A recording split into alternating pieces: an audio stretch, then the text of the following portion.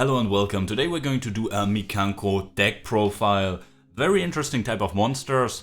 They have some ritual elements as well. And then like you Bell, if you remember that card, they attack into your opponent. You don't get any damage, but your opponent gets cooked. So let's see what this unique, interesting and kinda new deck theme can do. They just received some new cards. So let's see how they support the deck. But before we get right into it, let me know in the comments down below what kind of deck you want to see next week. We have Tier Elements, Skate Guardians and new some Sword Soul decks. So if you want to see any of these, let me know in the comments down below and don't forget to subscribe to not miss out on next week's video and also obviously the Mikanko test hands. With that out of the way, let's get right into it. Okay, so now coming directly into the main deck, let's start with the most important card for our deck, the Oohime Manifested Mayakashi. It searches everything we need. Reveal in hand, search Mayakashi card, by the way. That's pretty lovely. Obviously we play 3 of as a ritual card. Very nice options in terms of support are possible for us. And then coming to the, main deck Mayakashis, really 2 Ninis, very lovely, 2 Hare, and now the brand new version Huli. It's pretty neat. So in case you don't know, this one searches traps and protects your monsters from being targeted by card effects. So the usual stuff about Mikankos, in case you don't know, you don't take any battle damage, they can't be destroyed by battle, and if they're equipped, your opponent takes the battle damage. So in case you remember Yubel from the original GX series back then, it's something like that, only better. And the equip spells, in most cases, they also prevent your monsters or Mikankos to be destroyed by card effects. Then if you have Huli equipped, bam, you can't be destroyed by battle, not by card effect, and they can't be targeted. Really lovely. This one searches equip spells, so you can combo off further, and this one is a snatch steal in your opponent's turn. So better, I guess, going first, really. Overall, we don't have that many options yet. I guess we have to deal with the 3 girls that we have for now, but I mean, they're pretty fine. Coming into the main gist now, the equip spells. We're playing 3 of our best one. This is what we search 99% of the time, the Mikanko Water Arboresque. Bounce cards, yours or your opponent's, depending on the game state, and special summons a Mikanko from deck and equips to it. So you get the body onto the field and you trigger the equip effects. Incredible. Then one additional snatch steal. Then this is some sort of bounce, really, the Purification Dance. 1 Fire Dance, also pretty nice, special summons from grave or hand. The graveyard effect is what people mostly mention, but actually getting multiple bodies out can be pretty helpful.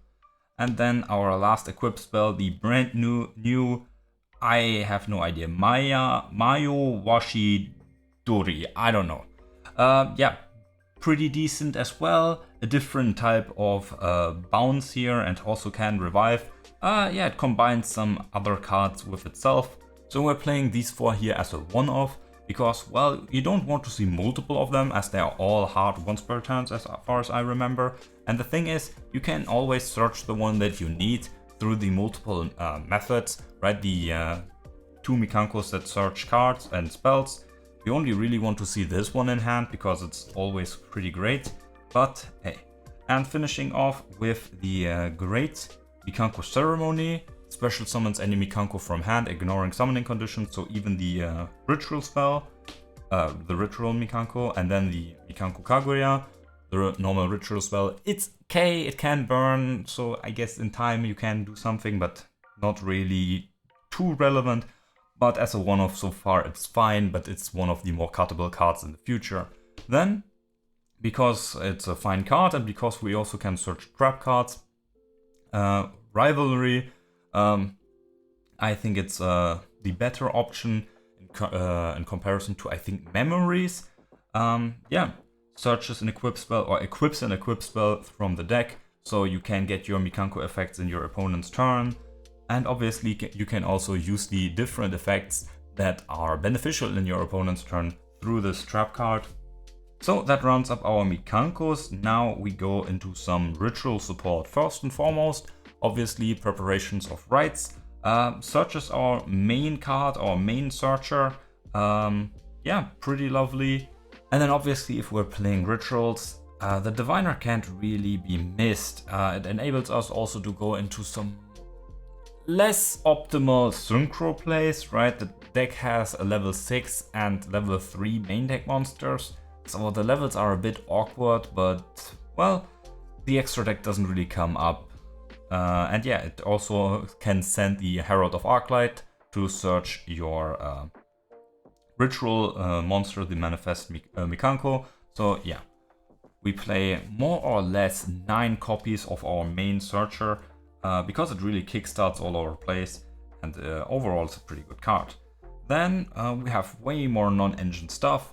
We play some hand traps. Obviously in the upcoming format you might want to swap Ash Blossom. It's a level 3 tuner which can come up, but overall you might want to get into the Droll and Lockbird matter. Then we play 2 Nibiru. Nibiru maybe not the best card right now, but Nibiru with this deck is insane. So you Nibiru your opponent, let's say it goes through. If it doesn't, hey, then that's just that. But you get the really big token on your enemy field. And then you use one of your Mikankos, for example Nini here, and then you attack into it. If you have her equipped with an equip spell, your opponent takes all the battle damage. So you make a like 10,000 damage at a token with Nibiru, and then you attack into it and your opponent just dies. That's great, maximum profit. And yeah, as such Nibiru is double efficient here really in this deck. Then here guys, you might want to optimize yourself. We play 4 Kaijus here. I just grabbed the Kaijus I had left over. Might want to optimize that really, especially Radiant. Sure, the ban list hopefully is upcoming, but Dark level 7, yeah, you don't want to play this guy. Other high attack point Kaijus, right, so you can attack into them and then deal some more extra damage. Really beneficial cards, right, get rid of problematic monsters on your opponent's side and then give them a big normal monster, really, so you can attack into it with your Mikankos. Also, Slumber, yeah, pretty neat. As a one-off. I played 2 before, but then, well, the new support came in and I needed to make some space. It will be cut in the next line of support, but so far it's overall a pretty nice card, and I mean it can bait out in the gate. Then continuing with board breakers, because our combos, especially now, we don't have that much support, just one tiny wave, right? We need a bit more in terms of comboing, so we need to have more ways to deal with opponents' boards. And I am trying out the Ultimate Slayer. So at this point here, this could be Ultimate Slayer, this could be Droplet, and this could be Prosperity. Again, I want to test this out a bit more, but obviously Prosperity, you don't need your extra deck really with this deck at all. Obviously we're going to get into it, but you don't really need it. So you have the option to play Ultimate Slay and have all these kinds of different monsters, right? The XZs, the Synchros, the Fusions, Links, everything to send off to get the effects, right? You can combine that even with the Diviner monsters that you would always play anyway, and yeah, have good profit. But obviously this could be Prosperity, banishing your extra deck for more consistency, and I think maybe that's better, but again, I've had some decent success with this so far. And the Droplet, I mean, again, it offers you also some form of negates in your opponent's turn, but well, I think using either Ultimate Slay or the Prosperity to really dig into your extra deck. And if you can't afford the Prosperity, maybe the Extravagance is also fine here. But hey, doesn't really matter. And then coming to the last card, well, hand traps are cringe.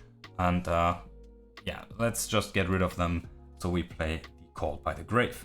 Coming right into our extra deck, and obviously now, as you have seen the Ultimate Slay engine, we need to play a fusion. And this is also a fairy, so we can send it off Diviner, and the graveyard effect, I mean, everyone knows it. Pop some cards and have fun. Then we play in the Synchros 2 Heralds.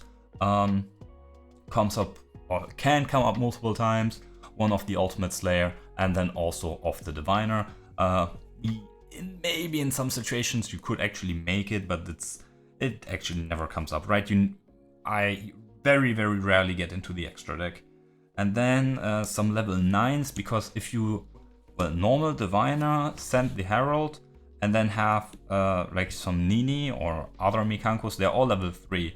So this becomes level 6, and then level 3, and then, you can go into level 9.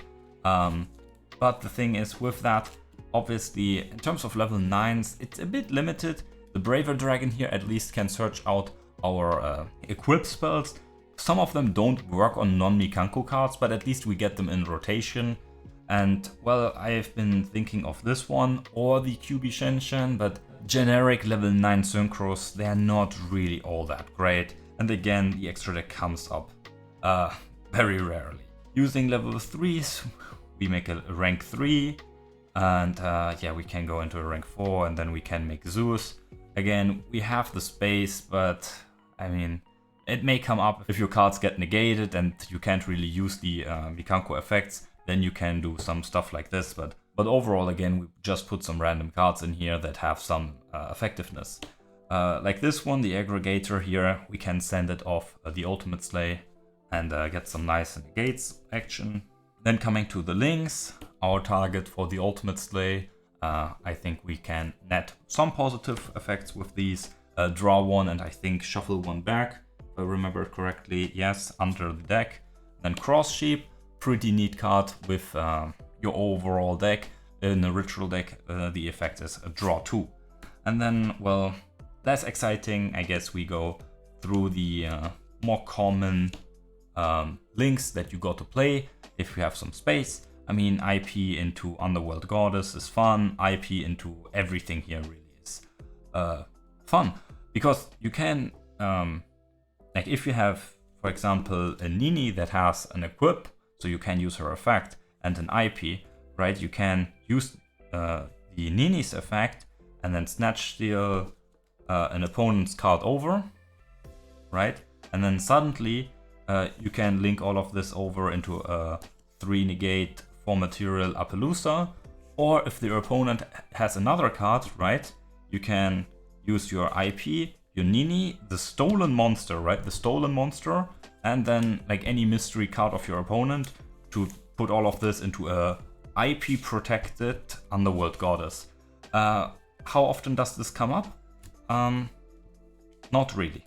The problem is, again, this is not really a combo deck that spams out a lot of monsters. At least not now. So the extra deck is relatively limited in terms of getting into it and having the resources for it. But overall, it's a nice toolbox to help complement the main deck and the main Mikanko strategy. Overall, this deck is still rogue, right? And now that concludes today's Mikanko Deck Profile. Hopefully it was something new, hopefully you learned something new. Obviously the new support is kinda nice, but on the horizon there is new support coming up. Obviously then we will get a new deck profile, a new list, new optimization, but till then I think the current deck is still pretty fun. Obviously it's maybe not the best meta deck, but it can do some really nice things, especially against opponents who don't see it coming. Anyway, if you enjoyed yourself today, don't forget to let me know which deck you want to see next week. Obviously Sword Soul, Tier Elements and Gate Guardians. Let me know down below. And again, don't forget to subscribe to not miss out on the deck profiles. Then, till next week, take care and bye bye.